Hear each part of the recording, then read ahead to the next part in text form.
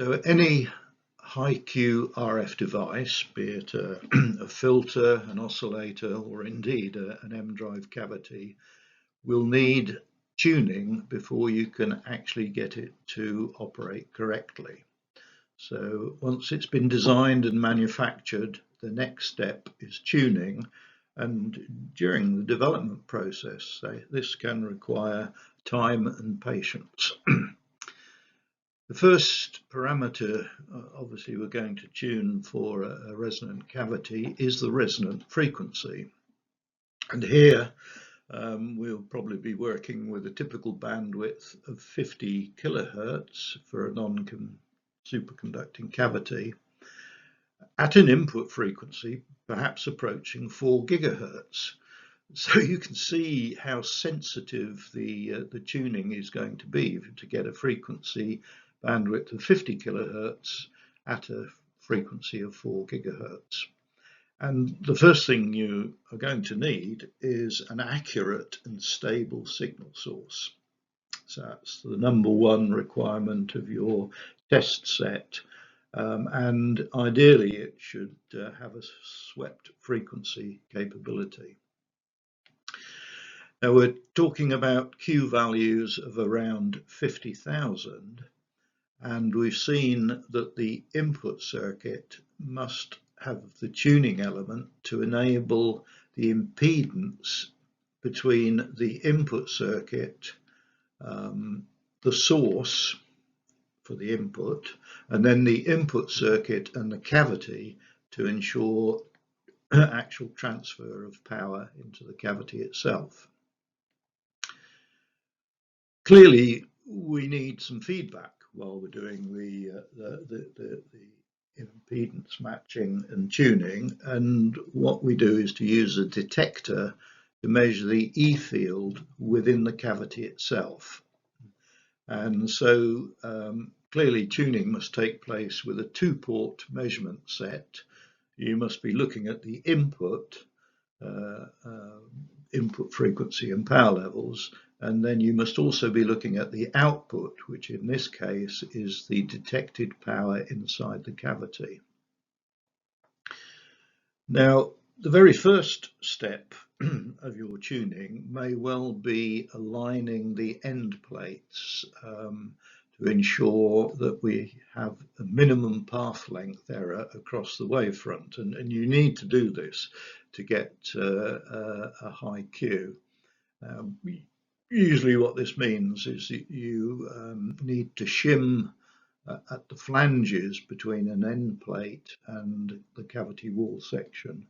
And we tend to do it at the small end plate, which is easier to manufacture the shims.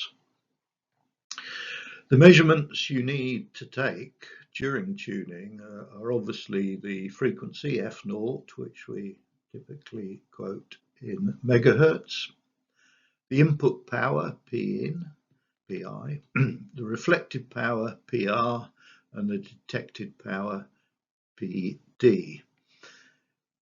We always start off with a small signal setup when we're doing the initial tuning.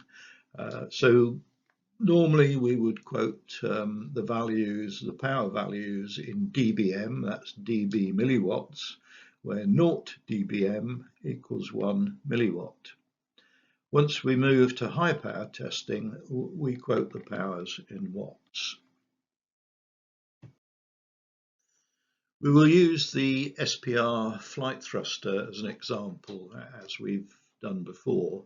And here we see the first of the set of manufacturing drawings for this thruster, and this is the general arrangement drawing.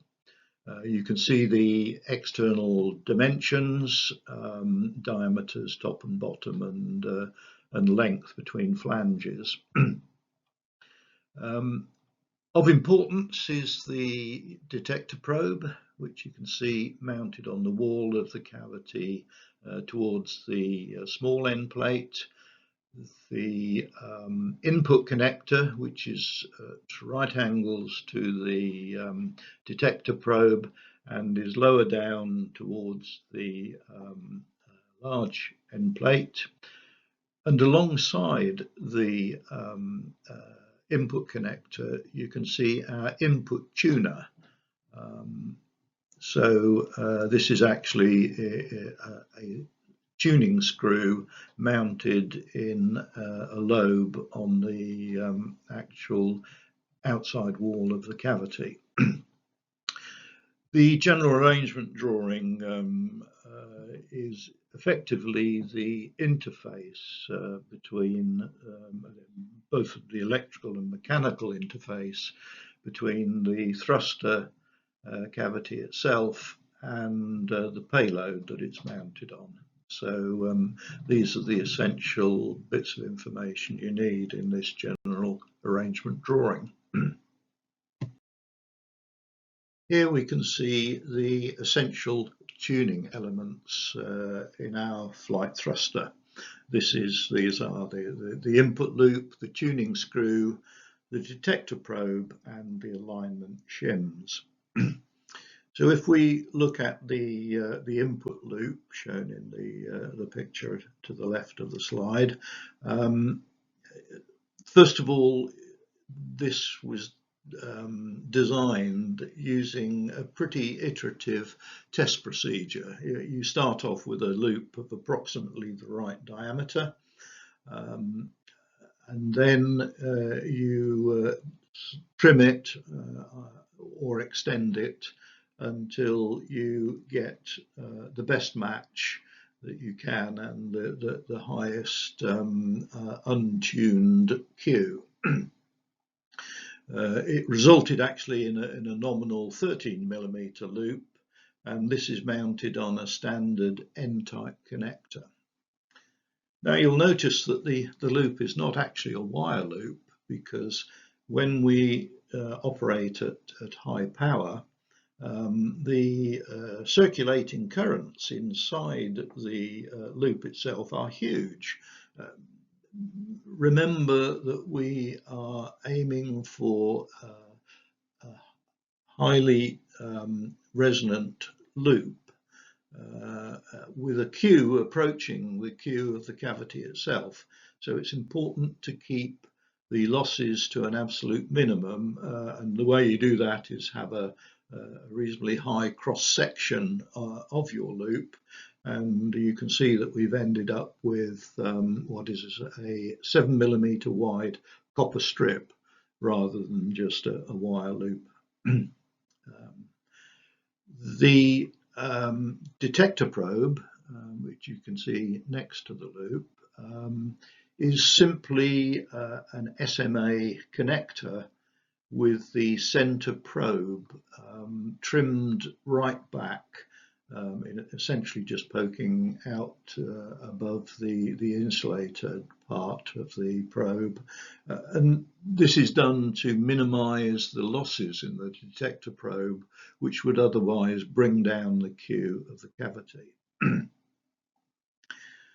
The tuning screw itself was for almost all the life of the flight thruster a simple 6mm very fine threaded screw. One of the problems you find is that as you rotate that screw, so the the tuning match impedance changes because of the end section of the screw itself. We actually ended up with a domed end section on the screw. Much later on, we actually replaced the tuning screw with a commercial waveguide tuning element, and this made the tuning procedure a little more easy. The end plate alignment shims, you can't actually see them, but they are in this case mounted between the large end plate and the flange on the wall. We tried both end plates and We tried complete shims and partial shims, and in the end, with the flight thruster, we ended up with partial shims on the large end plate. Other cavities have used complete shims on the small end plate. However, whatever tuning elements you use, the main elements you need are time and patience. We've said that the detector loss is very important to the Q of the cavity. And here we can see a plot of the results of an investigation we made of this effect using a 2.45 gigahertz cavity. And in fact, in this case, the measured data, which is given in red, was done at both 2450 megahertz and 2451 megahertz. So we were trying to cover the actual resonant frequency of the cavity itself. The theoretical measurements, the theoretical plot, sorry, is shown in blue. And you can see we go right up to a theoretical maximum Q approaching 70,000. The detector used, as used in the flight thruster, was a modified SMA connector. But in this case, the probe length to obtain the maximum Q was actually 5 millimeters long. So it makes a difference at the lower frequency that you're operating at. However, with this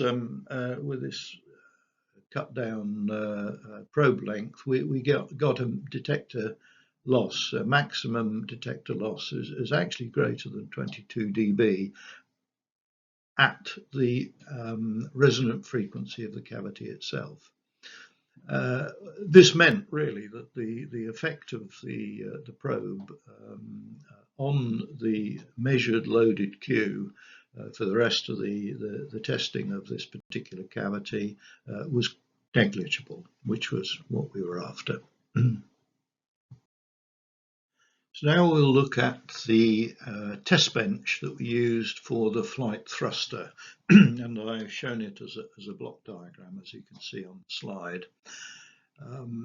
In this case, it is set up for high power testing. Indeed, it is set up for thrust measurements. Therefore, it includes the power amplifier, which for this particular test setup is a travelling wave tube amplifier. If you are using it for the initial low signal tests and tuning, then you can feed straight from the signal generator into the circulator. Now, the signal generator is the key to the test bench, and it really does need to have sweep capability so that you can produce plots of the resonant peak as you vary the tuning of the cavity itself. The important thing to remember, though, is that if you're going to sweep the input signal, this sweep function which you set up on your signal generator may have hundreds of steps, and at each step of the sweep you must allow time for the cavity to respond, because it's a high Q cavity. It will have a time constant, and you must take this into account when you actually program the sweep function on your signal generator. This is particularly important if you use a network analyzer as your signal source. I mean, if you have access to these elegant pieces of equipment, then they are really very useful, but you must know exactly how to use them. You must use a two-port network analyzer, not just a simple single-port analyzer. And what I would actually recommend you do is, if you're going to use a sophisticated and expensive piece of test equipment like this, then I would recommend you go on the manufacturer's training course. These are very good, very valuable, and will enable you to get the most out of either your signal generator or your network analyzer. Now you can see that we feed from the signal generator into the input of the travelling wave tube power amplifier. And we monitor the output of the power amplifier through a power meter. The output from the power amplifier feeds into a circulator, and this is an important piece of equipment because it protects the power amplifier from high levels of reflected power from the cavity itself. Remember that for particularly when you're switching on this cavity at high power, it will take a little while to come on to its resonant frequency, and during this period you will have very high levels of reflected power. So this reflected power has to go back into the circulator and be fed into the high power load. And again, we monitor the reflected power using an attenuator and feed it, in this case, directly into a block which we call the TCU. That's the telemetry and control unit. And this was a particular custom-built piece of equipment, basically to provide the control and telemetry necessary for the flight thruster. The output from the circulator is then fed through what I term a free waveguide coupling, and this is necessary for doing thrust measurements, and we'll come back to that when we look at the actual thrust measurement process. So from the free waveguide coupling, we have a fixed cable that goes into the cavity itself. The output from the detector probe goes via an attenuator and back into the telemetry input of the TCU itself. The output from the TCU, all these analog signals are digitized through an ADC and feed into a main computer where we record everything for each test run. Interestingly, we monitored the temperatures across the various points in the or on the cavity walls, and these are fed separately through another A to D converter into a laptop, a separate laptop, and we found this was necessary for EMC purposes. You'll note that I've shown the calibration points for the test bench on the block diagram itself.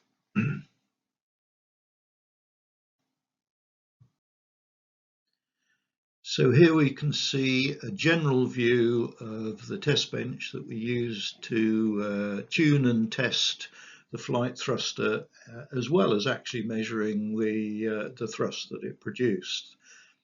And I guess the first thing to say is that you can't do this cheaply.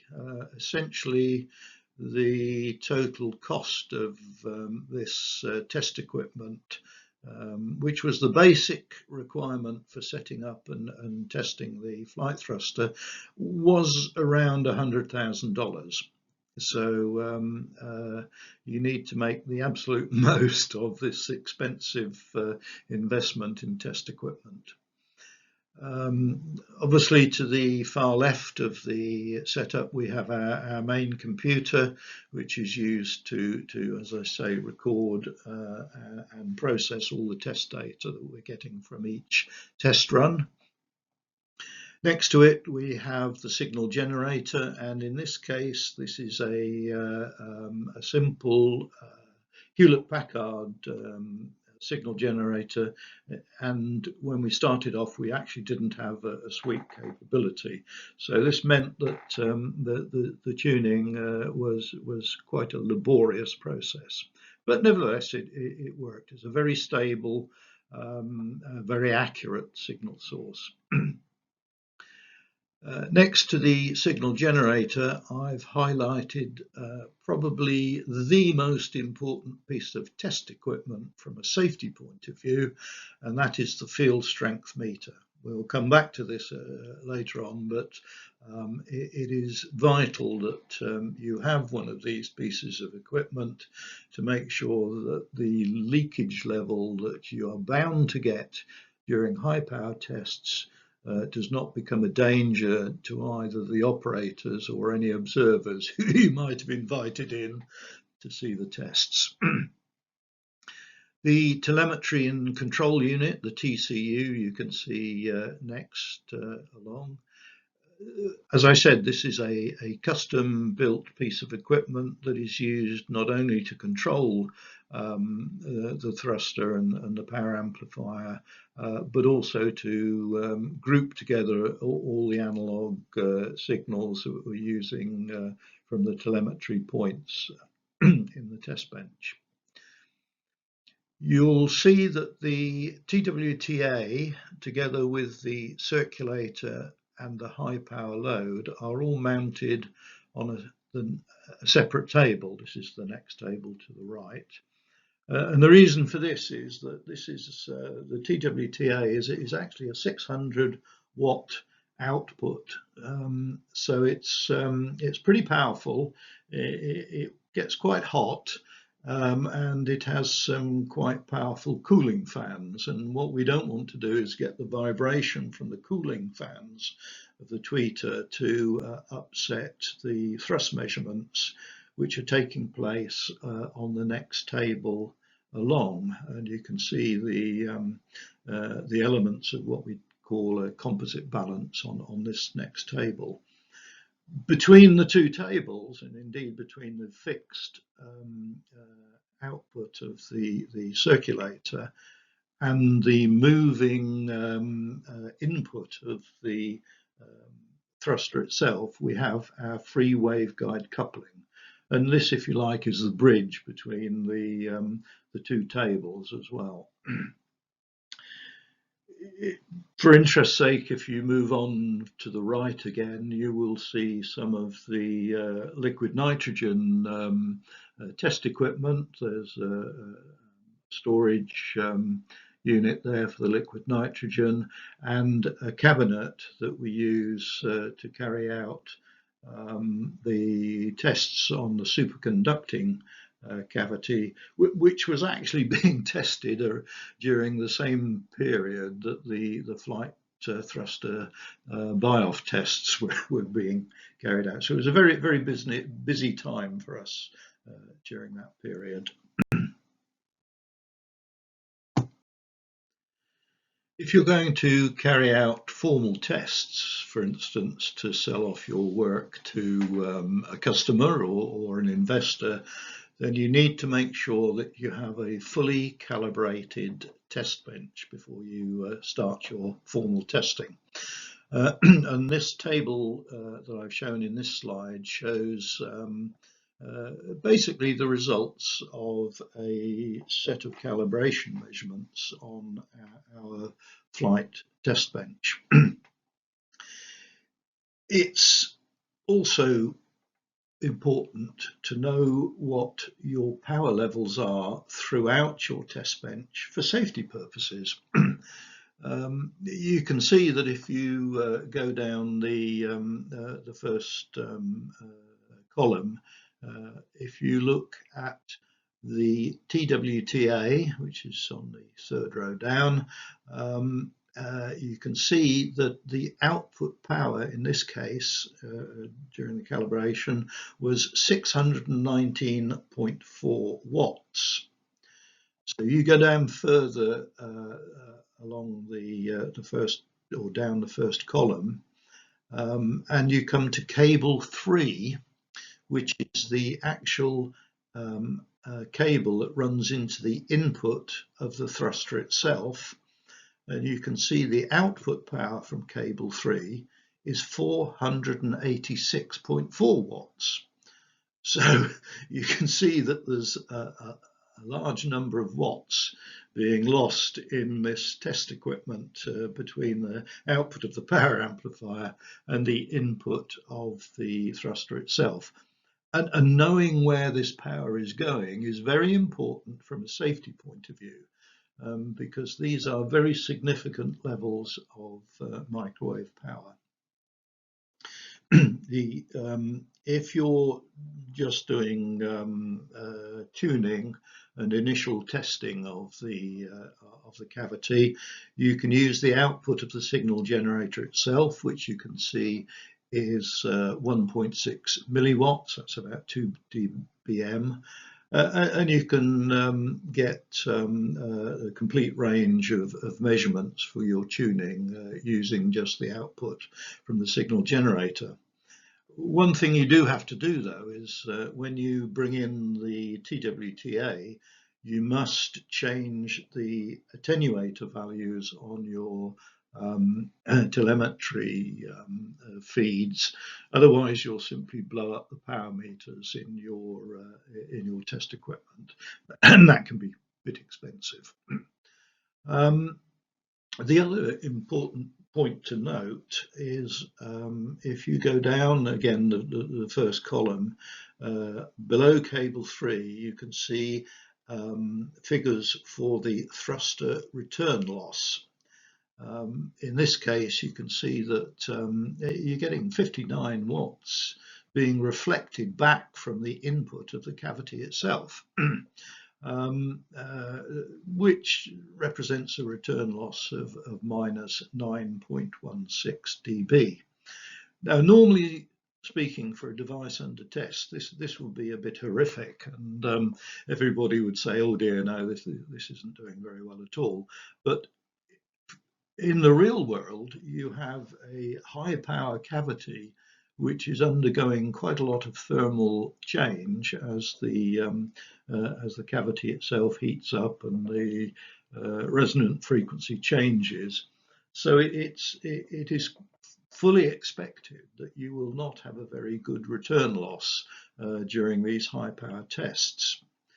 It is actually quite amusing to see some of the results that are claimed from other test programs that I've seen, where anything up to 35 dB of return loss is claimed, meaning that the testers are thinking they've got a wonderful cavity there.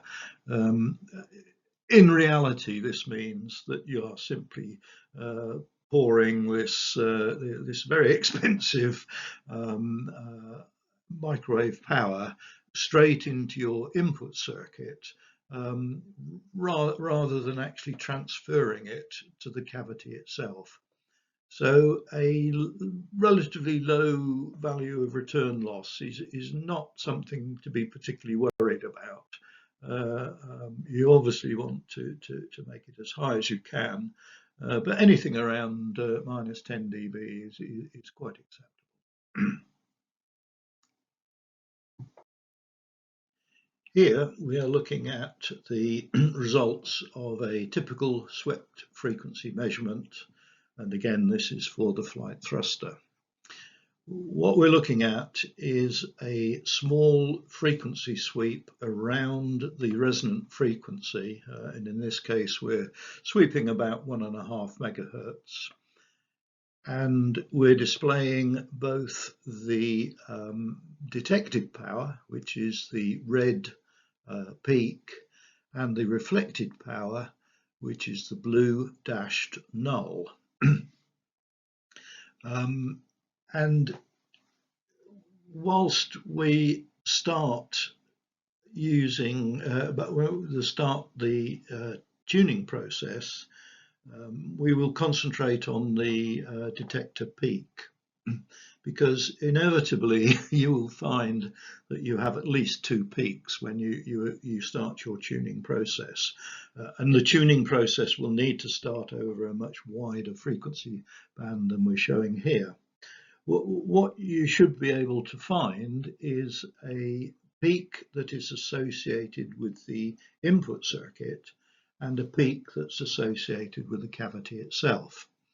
And ideally what will happen is, as you tune the input circuit using your tuning screw or your waveguide tuner element, you will find that the peak associated with the input circuit resonance will start to move, hopefully in the direction towards the peak of the cavity itself. If not, you simply try tuning the other direction. And the objective obviously is to get the detected power peaks of the input circuit and the cavity itself to coincide, at which point you'll find that the value of the peak will shoot up. And at that point, you know you have a matched input circuit with a cavity cavity wave impedance. If you then look at the reflected null, you should then find that this reflected null sits at exactly the same frequency as the peak of the detected power. If not, then you will have to do some more tuning until you actually get these the peak and the null to coincide. The other important point about the detected power peak is that you can use it to measure the loaded Q of the cavity once you've actually got it tuned and you're happy that the impedance matching is correct. If you take the half power point of your detected power peak, and because this is a voltage scale, this is actually literally at the half volts level, then measure the bandwidth at this point, you will get what is called the 3 dB bandwidth, in other words the half power point bandwidth. You can then directly find the loaded Q of the cavity by taking the resonant frequency F0 at which this peak occurs and divide it by the bandwidth at the 3 dB point. This will give you a direct value for the loaded Q of the cavity. If you've got the matching right, then the loaded Q of the cavity will be half the unloaded Q of the cavity, which you can then use to in your thrust equation when you're comparing measured and theoretical thrust values. So we're emphasizing that the minimum of the reflected power must be at the maximum of the detected power. And you know, you need to basically tune this cavity at the input circuit tuner until you can guarantee this coincidence of the peak and the null. What's useful to know as well is if you are looking at the detector peaks over a much wider frequency sweep, you can also pick up other peaks which correlate to other transmission modes within the cavity. And this, if you check back against your theoretical mode analysis results, will give you the confidence that you've actually got the cavity tuned correctly. All these peaks should be much smaller than the main peak that you're measuring at the design transmission mode. Here we're looking at the thermal effects on the tuning of a cavity.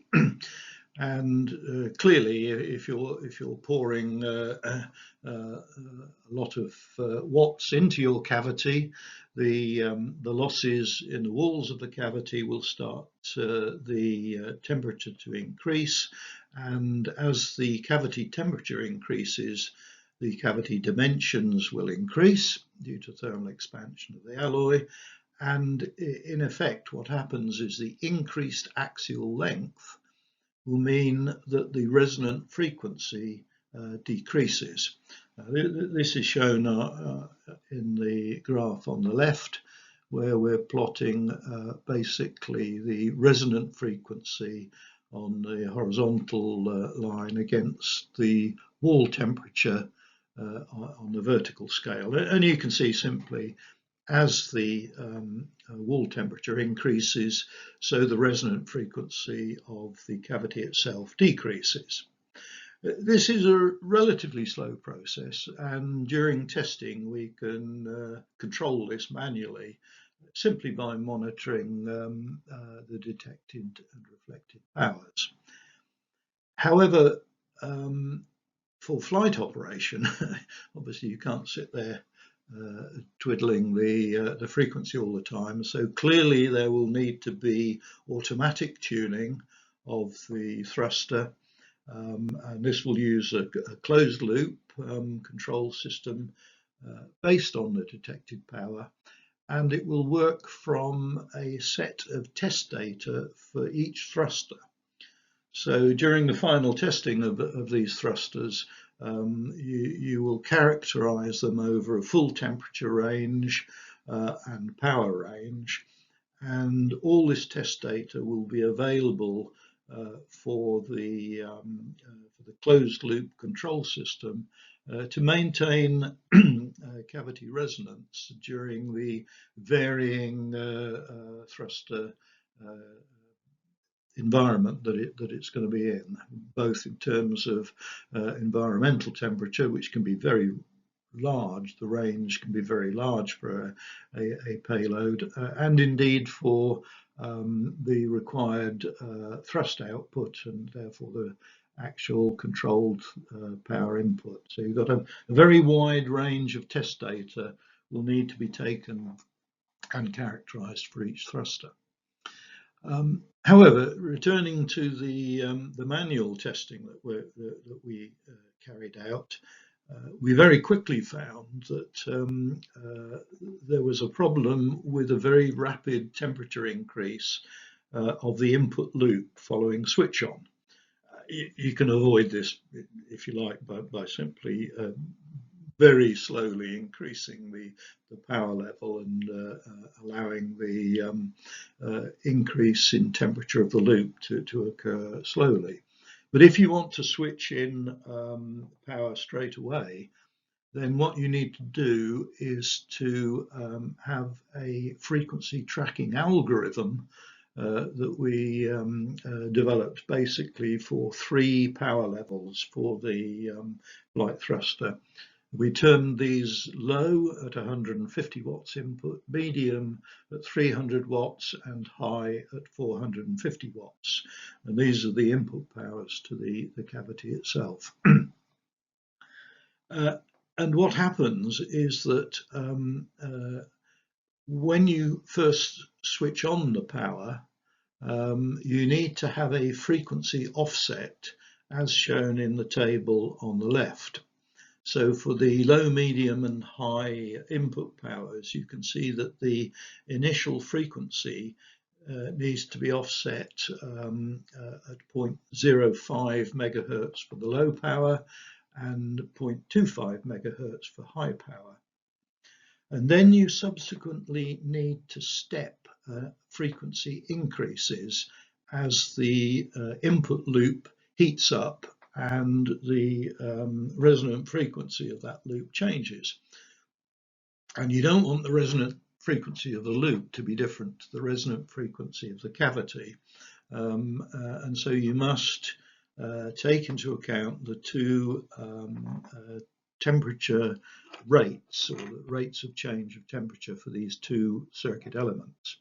And we do that by stepping the frequency, the input frequency, over the algorithm as shown. And you can see that for the low power level, where we start stepping at 0.025 of a megahertz for each step, or 0.05 megahertz for the high power.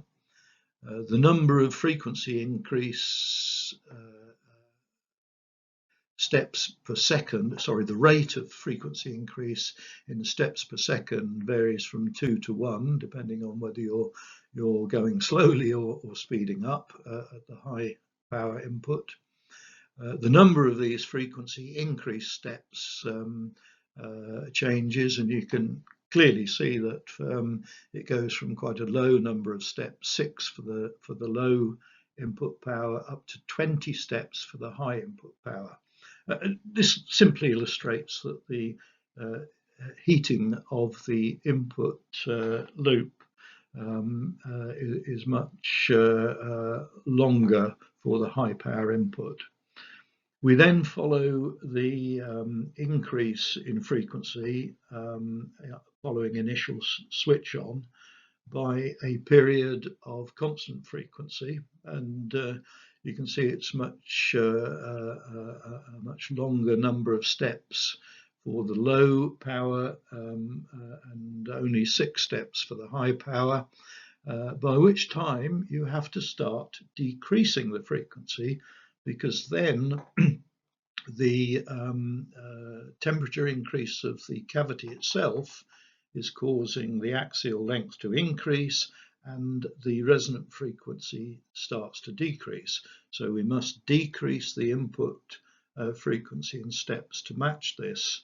And you can see that the rate of frequency decrease varies in steps, in seconds per step, and the number of steps varies from 9 steps for the low power to only 5 steps for the high power.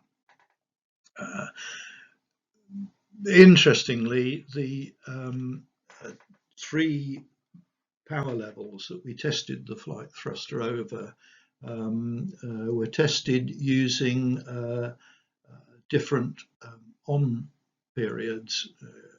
Essentially, for the low power test, we could run it for 90 seconds to gain all the test data we needed.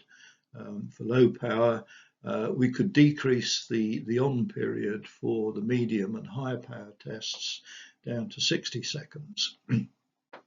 And during these, particularly the initial frequency tracking algorithms that were done, as I say, manually, we're monitoring the minimum reflected power in volts. And essentially what we're doing here is we are keeping the reflected power down to a minimum by following this frequency tracking algorithm immediately following switch on.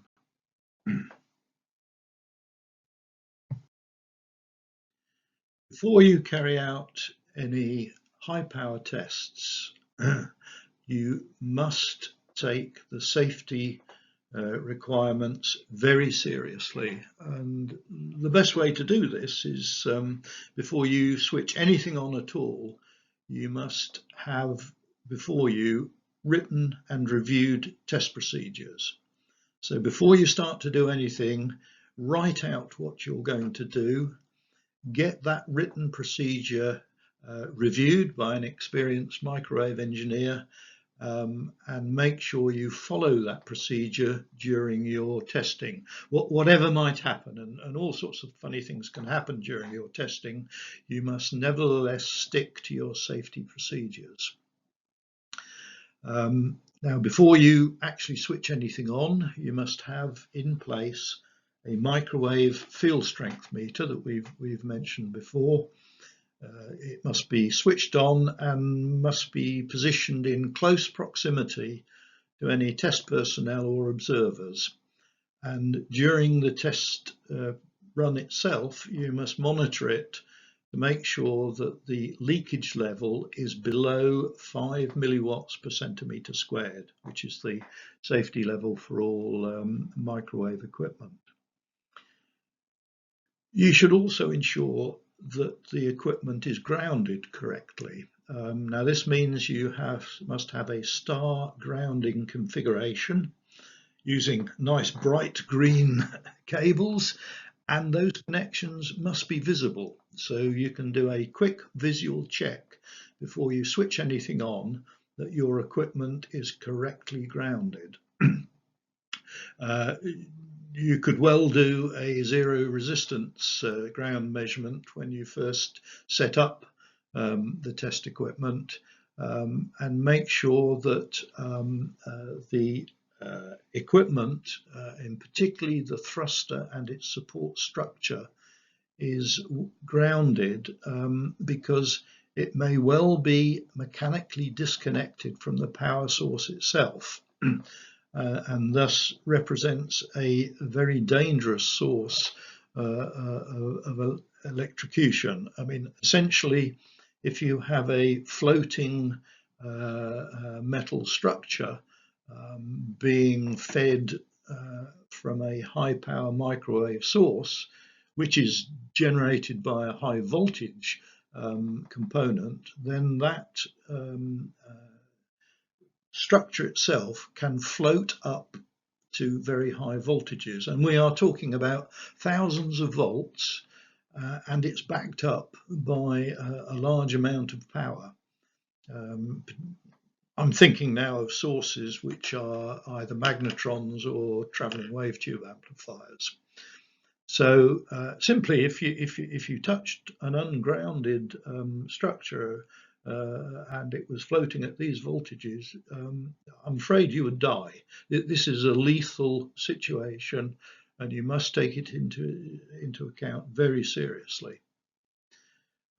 So, in summary, produce your safety procedures, review them, and follow them while you're testing.